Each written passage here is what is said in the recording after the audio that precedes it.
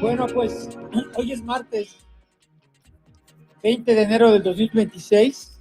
Estaré con usted durante las próximas 2 horas, de 6 a 8 de la tarde-noche, en este espacio de la comunicación en México, a través del Heraldo Radio, el de 98.5 de frecuencia modulada y 18 estaciones más en todo el país. Le informo que México traslada 37 operadores de organizaciones criminales de alto impacto a Estados Unidos como parte de una acción coordinada por el Gabinete de Seguridad a solicitar el compromiso que no se pedirá la pena de muerte. Los reos son enviados en 7 aeronaves militares a distintas ciudades norteamericanas, con lo que suman 92 criminales entregados en la actual administración.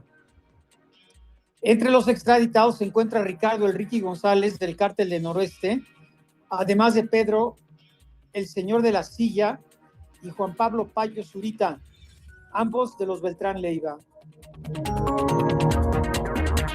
El diputado del PAN, Héctor Saúl Telles, acusa al gobierno de México de violar la Constitución al permitir sin autorización del Senado la entrada de aeronaves militares de Estados Unidos y el traslado de presos mexicanos de ese país. Advierte que se transgreden facultades exclusivas del Poder Legislativo, cuestiona si existe un acuerdo con Estados Unidos y exige explicar bajo qué condiciones se realizan estas operaciones, a señalar opacidad y posible cesión de soberanía. El diputado Ricardo Monreal detalla que la Comisión Permanente ratificará el próximo lunes a Alejandro Gertz Manero como embajador de México en el Reino Unido.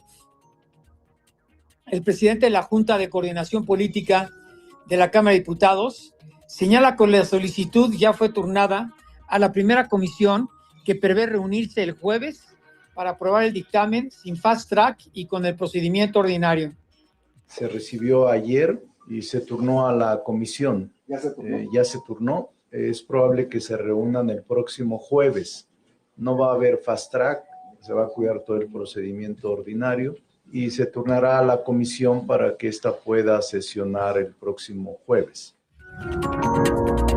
Bueno, ya le comentaré lo que recibimos hoy de la incompetente analfabeta embajadora en la Gran Bretaña, que hizo un papel espantoso como en México, como secretaria de no sé qué, la que habló a Aeroméxico para retrasar un vuelo porque no llegaba al aeropuerto, ¿se acuerda? Y que la corrió López Obrador, pero pues le da un premiazo, ¿no? Que fue estos años, muchos años, en la Gran Bretaña. Bueno, pues esta tipeja, que es un cero a la izquierda, me mandaron un video que trata de hablar como inglés, pero la señora se va con 40 denuncias de acoso laboral y corrió, o se fueron, de 100 empleados, 60 porque ya no la aguantaban, sus excesos y sus estupideces. Ya le estaré comentando más de esto después del resumen, pero bueno, está muy simpático la tipa esta que trata de hablar inglés como de la Gran Bretaña. Bueno, la Organización Panamericana de la Salud da a México un plazo de 2 meses para contener el brote de sarampión antes de revisar el estatus sanitario internacional.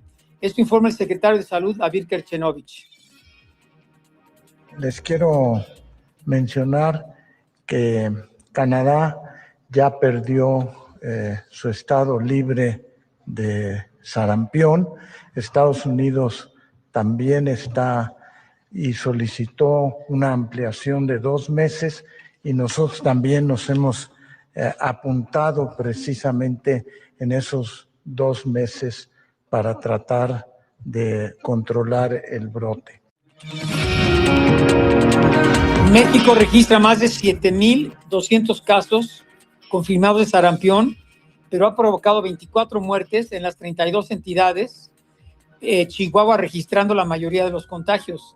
El doctor Kerchenovich asegura que solo 5% de los casos siguen activos y que se dispone de más de 23 millones de vacunas para frenar la transmisión.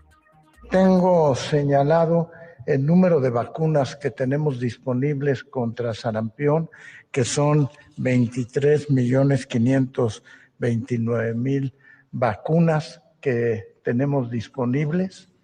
Se distribuyeron en el año de 2025 13,872,000 vacunas.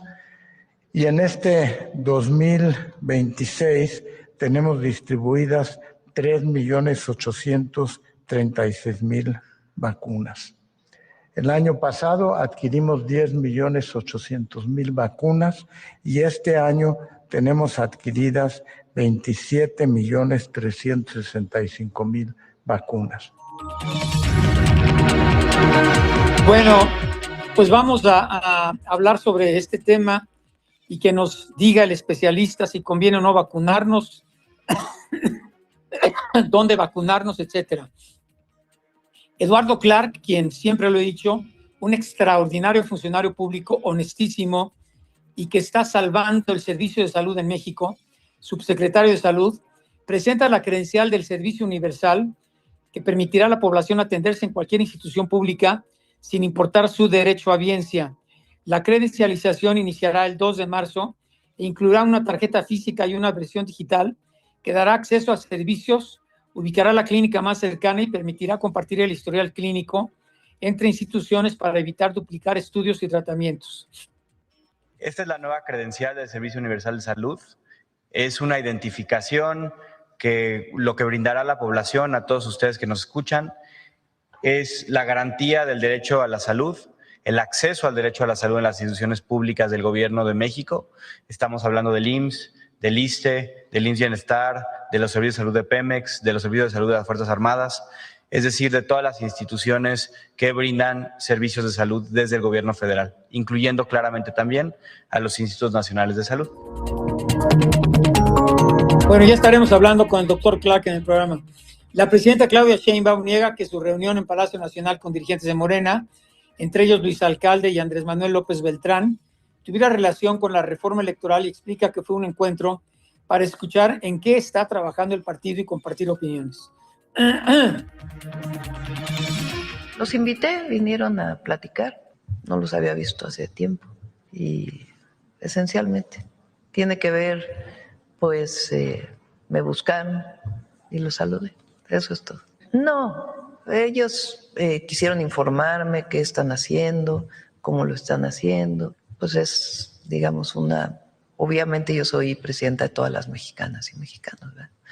Pero pues los recibo para escuchar pues lo que están haciendo, tomaron mi opinión y nos saludamos.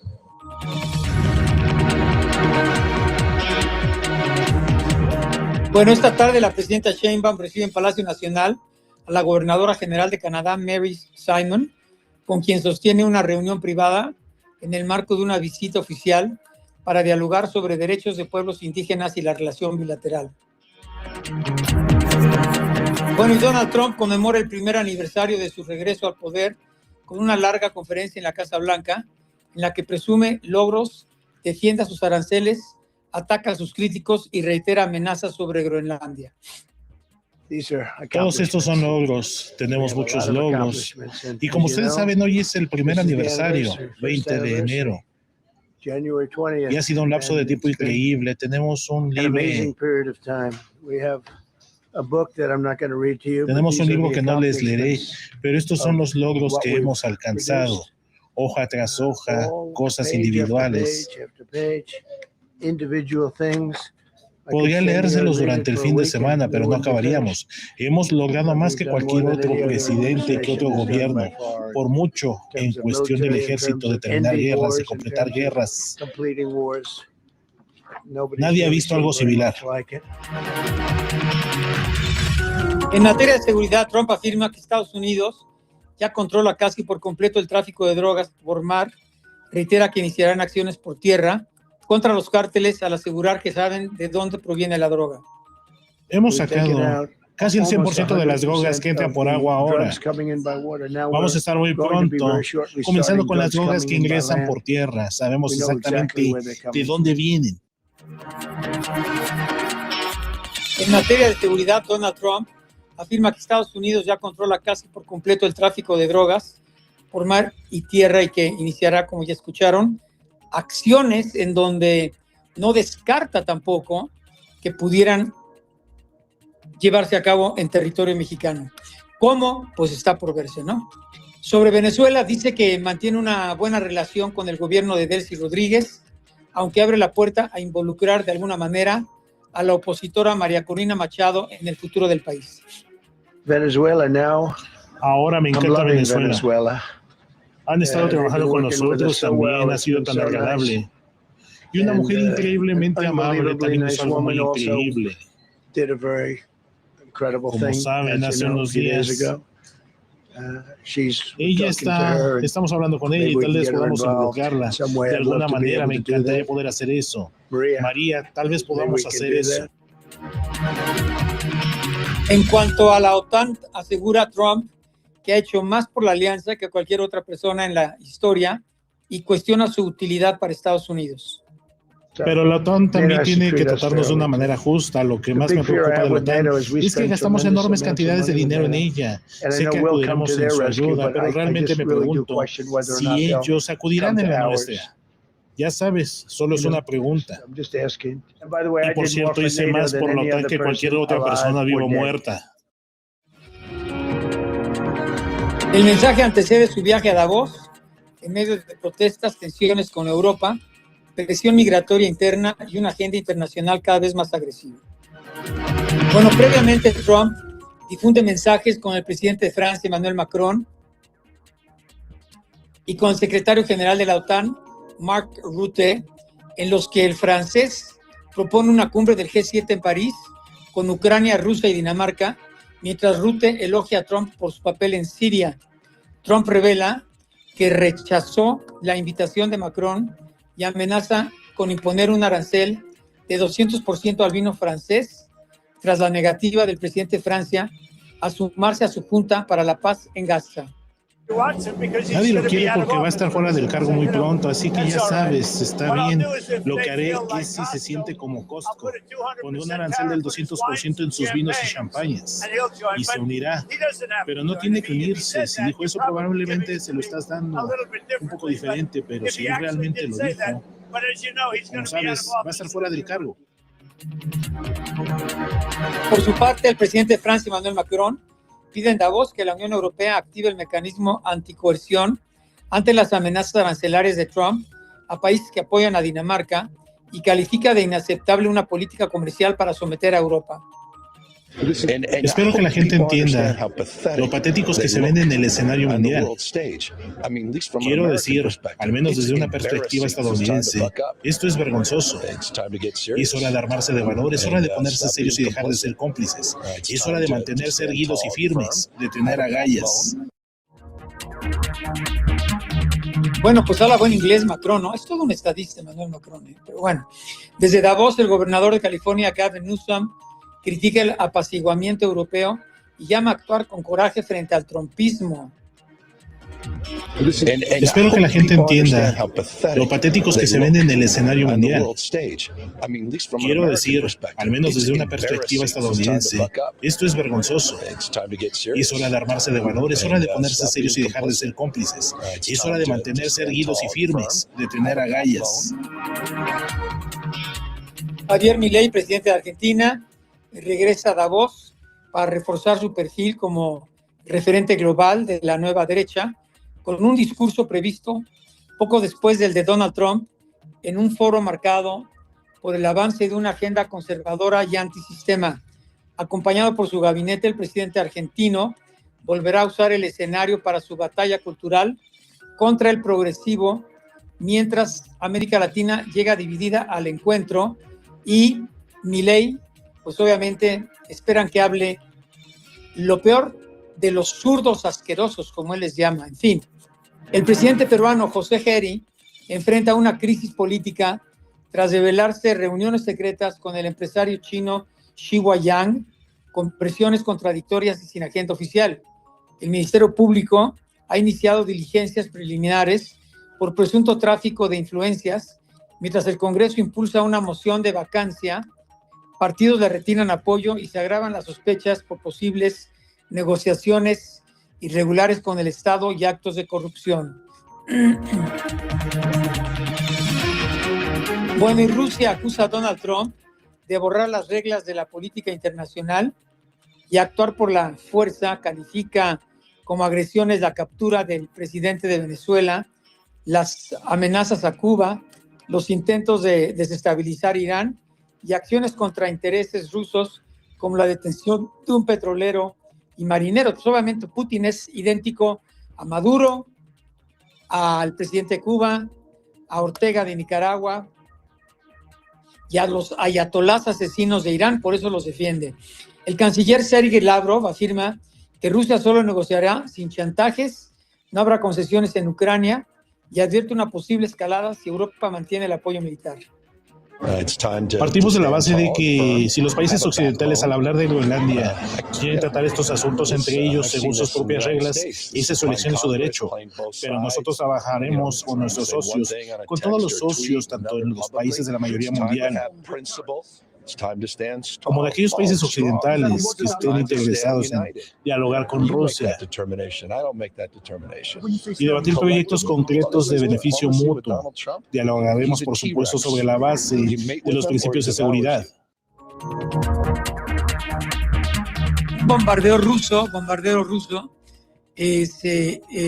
tira artefactos sobre la capital de Ucrania, sobre la bellísima ciudad de Kiev. Bueno, lo que están dejando estos asquerosos rusos, mata a una persona y deja la mayor capital de la capital de Ucrania sin agua, con 6,000 edificios sin calefacción. Imagínense con el frío que hace allá.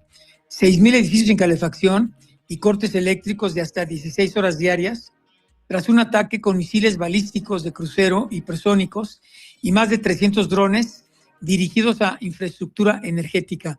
Imagínense a ver el infeliz asesino de Putin que se quede sin agua y sin electricidad, el asqueroso tipejo ese, ¿no?